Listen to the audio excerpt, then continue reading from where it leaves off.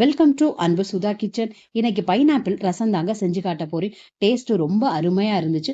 ஒரு medium size பைனாப்பிளா எடுத்துக்கணும்.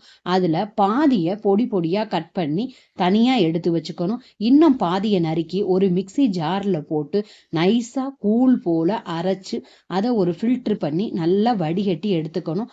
கீழே இருக்க அந்த சாறு மட்டும் நமக்கு போதும். அந்த திப்பியெல்லாம் எடுத்து தூக்கி போட்டுடலாங்க. மீடியம் சைஸ் தக்காளி 2 பொடி பொடியா நறுக்கி எடுத்து வச்சுக்கோங்க. இப்போ பாதி பைனாப்பிள பொடியா நறுக்கி கட் பண்ணி வச்சிருக்கேன். 15 பல்லு பூண்டை கல் உரல்ல வச்சு நல்லா தட்டி எடுத்துக்கணுங்க.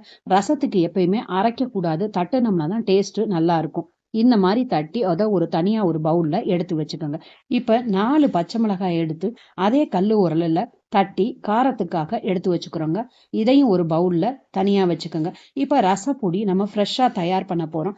அதுக்கு ஒரு கடாயில 1 டீஸ்பூனு எண்ணெய் விட்டு, எண்ணெய் நல்லா காஞ்சதுக்கு அப்புறம் 1 டீஸ்பூனு துவரம்பருப்பு சேர்த்துக்கணும். இதை பொன்னிறமா வறுக்கணும். அதனால கைவிடாம கருகி போகாம கிண்டுங்க. 1 டீஸ்பூனு மல்லி, 1 டீஸ்பூன் சீரகம், 1 டீஸ்பூனு மிளகு, காய்ந்த மிளகாய் 4 சேர்த்துக்கங்க. இதையும் நல்லா பொன்னிறமா வறுத்து எடுக்கணும். இப்ப வறுக்கையில அந்த மிளகாயை நம்ம தொட்டு பார்த்தோம்னா மொறுமொறுப்பா இருக்குங்க. இந்த மாதிரி வறுத்து தனியா காய வச்சு எடுத்து வச்சுக்கணும். 50 கிராம் துவரம்பருப்பை போட்டு நல்லா வேக வச்சு கொலைய நம்ம பருப்பை ஊத்துறது இல்லை, அதுல இருக்க தண்ணியை மட்டும் வடிகட்டி ஊத்த போறோம். அதுக்காக தனியா எடுத்து வச்சுக்கோங்க. இப்ப ஆற வச்சதுக்கு அப்புறம் மிக்சி ஜாரில் ரசத்துக்கு நம்ம வறுத்து வச்சிருக்கோம்ல அதை பொடி பண்ணிக்கணும். கொரப்பா அரைச்சி எடுத்துக்கோங்க. இப்ப பாருங்க இவ்வளவு தூரம் வந்திருக்கு. இவ்வளதையும் நம்ம ரசத்துக்கு போறதுல கொஞ்சமா போட்டா போதும். இப்ப ரசத்தை கூட்டுறதுக்கு ஒரு கடாயை எடுத்துக்கணும். அதுல பொடியா நறுக்கி வச்சிருக்க பைனாப்பிள், பொடியா நறுக்கி வச்சிருக்க தக்காளி, பச்சை மிளகாய், கருவேப்பில்லை, பூண்டு, நீள் வாக்குல கட் பண்ணி வச்சிருக்க இஞ்சி, அதையும் இதுல சேர்த்துக்குங்க. ரொம்ப டேஸ்டா இருக்குங்க. கொத்தமல்லிய கையால பிச்சு அதையும் சேர்த்துக்கணும். இந்த மாதிரி பிச்சு போட்டா ரொம்ப நல்லா இருக்குங்க டேஸ்ட். இது கூட நம்ம எடுத்து வச்சிருக்க பைனாப்பிள் ஜூஸ் இருக்குல்ல, அதையும் இது கூட சேர்த்து உங்களுக்கு எவ்வளவு ரசம் வேணுமோ அந்த அளவுக்கு நீங்க தண்ணி ஊற்றிக்கலாம். இது 3 பேர் சாப்பிட்ற அளவுக்கு நான் ரசத்தை கூட்டியிருக்கேன். இது கூட கொஞ்சம் மஞ்சத்தூள் போட்டுக்கணும்.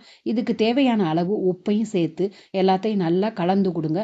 இப்போ நம்ம ரசத்துக்கு பொடி பண்ணி வச்சிருக்கக்கூடிய அந்த பவுடர்ல 1.5 டீஸ்பூன் போட்டா போதும். அந்த காரமும் நல்லா இருக்கு, டேஸ்டும் சூப்பரா இருக்கு.